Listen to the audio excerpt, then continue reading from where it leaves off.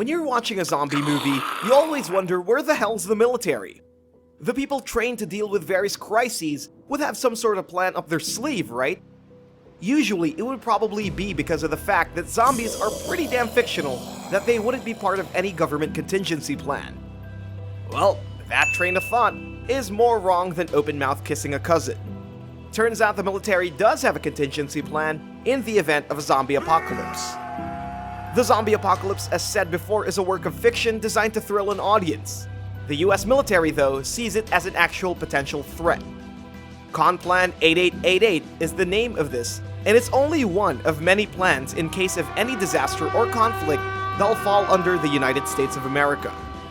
They have an entire team of experts dedicated to this stuff, and the plans are elaborate as all hell. This is no joke. The think tanks go through every potential disaster scenario with a lot of thorough thinking.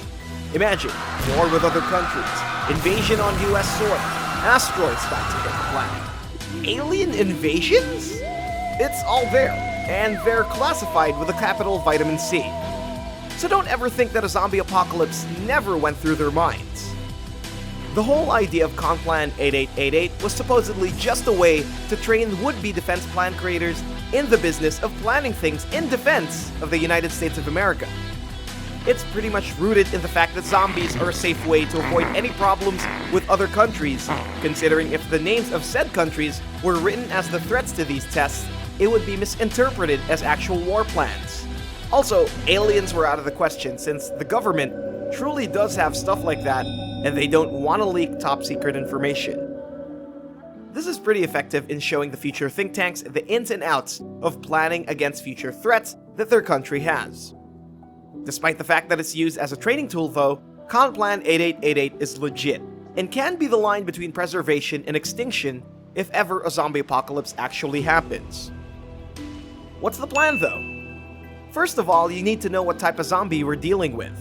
Conplan 8888 classifies them as pathogenic zombies, or PZ, which is due to viral origins, radiation zombies, or RZ, which is due to extreme radioactive exposure, evil magic zombies, or EMZ, which is supernatural in origin, space zombies, or SZ, which is extraterrestrial, weaponized zombies, or WZ, they're developed in a lab as a weapon, symbiont-induced zombies, or SIZ, which is pretty much brain parasites, vegetarian zombies, or VZ, which isn't a threat to people but to the Earth itself due to their insatiable hunger for vegetation, and chicken zombies, which actually exists due to improper carbon monoxide euthanasia. The next step is to factor in the environment for both the zombies and the surviving population. It's noted that pathogenic zombies are screwed over by UV light as it messes up RNA, which is what most viruses are made of. So due to the sensitivity, PZs are pretty much night walkers. EMZs, SZs, VZs, and WZs are pretty much resilient to the environment unless it's stuff like tornadoes and tsunamis and the like. For humans, rainwater is vital since there won't be such a thing as water through the pipes. River water and the like would be a big no-no since it might carry stuff that'll probably zombify you. Windows need to be closed at all costs at the risk of any zombification method being airborne. Next are the 5 phases of zombie outbreak. Phase 0 is shaping the environment in order to give our soldiers as much as a strategic advantage as humanly possible. That means monitoring vectors for zombification, seeing how it spreads, and knowing what to do as precautionary measures. With this monitoring, the US is gonna be ready for the zombie forces. All the military forces will be going through hazmat and biological warfare training. Phase 1 is deterrence, so that means posturing by showing military power to discourage the enemy. Since the enemy's zombies, the target here are the people that might take advantage of the zombie attack, or those who might worsen it for their own gain.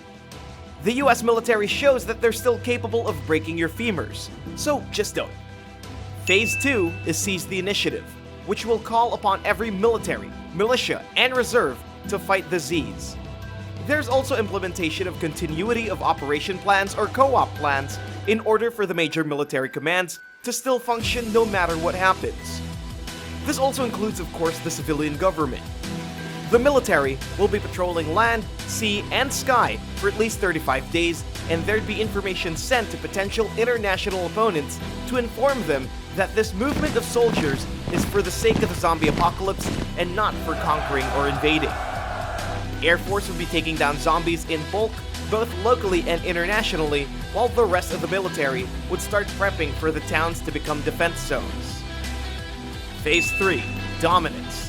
Wow guys, that's pure confidence right there. US military is going to be quick and efficient, and they want to eliminate all the zombies as soon as possible, since it only takes one to restart the entire thing. This also means that civilians need to be protected or moved to more remote areas. Phase 4. Stabilization. It begins no earlier than 40 days after doing Phase 3. Recon missions will be done to see if the coast is clear and it's safe to go back to civilization. This means checking if there's still remaining settlements full of zombies and picking up stranded survivors. This also means the checking of water and other possible vectors of infection to see if life is safe again. Phase 5. Normalization. The military starts aiding in restoring civilization. Conplan 8888 is pretty well thought out, as it really tries to factor in every possible outcome and origin of the zombie apocalypse, making sure of the citizens, the local law enforcement, and the military in every possible way. They really want to guarantee America's survival and, if anything, the continuous fight against the rotten brain eaters. With this kind of planning for a fictional crisis, I wonder how America would handle a total pandemic nowadays. In our part 2, we're going to cover the weaknesses and problems that may arise for Conplan 8888, so do go check that out. What do you think of Conplan 8888, and what do you think you can do to drive improvements into it? Leave your thoughts in our comments section. If you want to see more of our content, humor us and check out our channel. As always, don't forget to like, share, and subscribe, and we'll see you in the next video.